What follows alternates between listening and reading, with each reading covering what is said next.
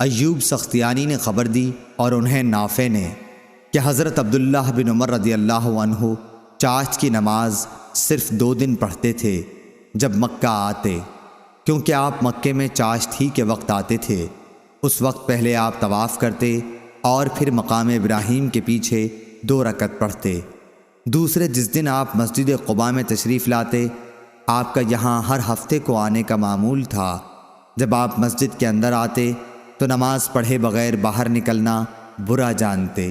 آپ بیان کرتے تھے کہ رسول اللہ صلی اللہ علیہ وسلم یہاں سوار اور پیدل دونوں طرح آیا کرتے تھے۔ صحیح بخاری حدیث نمبر 1191۔ نافع نے بیان کیا کہ ابن عمر رضی اللہ عنہ فرمایا کرتے تھے کہ میں اسی طرح کرتا ہوں جیسے میں نے اپنے ساتھیوں صحابہ رضی اللہ عنہم کو کرتے دیکھا ہے، لیکن تمہیں رات یا دن کے کسی بھی حصے میں نماز پڑھنے سے نہیں روکتا، صرف اتنی بات ہے کہ قصد کر کے تم سورج نکلتے یا ڈوبتے وقت نہ پڑھو۔ صحیح بخاری حدیث نمبر 1192۔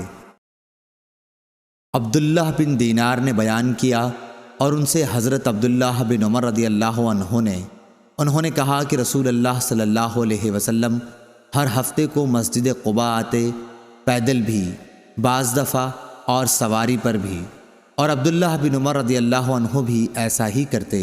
صحیح بخاری حدیث نمبر 1193۔ عبید اللہ عمری نے بیان کیا کہ مجھ سے نافع نے ابن عمر رضی اللہ عنہ سے بیان کیا کہ نبی کریم صلی اللہ علیہ وسلم قباء آتے، کبھی پیدل اور کبھی سواری پر۔ ابن نمیر نے اس میں یہ زیادتی کی ہے کہ ہم سے عبید اللہ بن عمیر نے بیان کیا اور ان سے نافع نے کہ پھر آپ اس میں 2 رکعت نماز پڑھتے تھے۔ صحیح بخاری حدیث نمبر 1194۔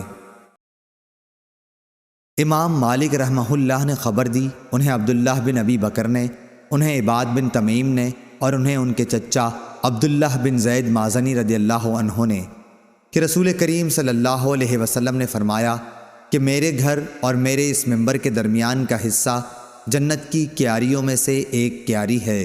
صحیح بخاری حدیث نمبر 1195۔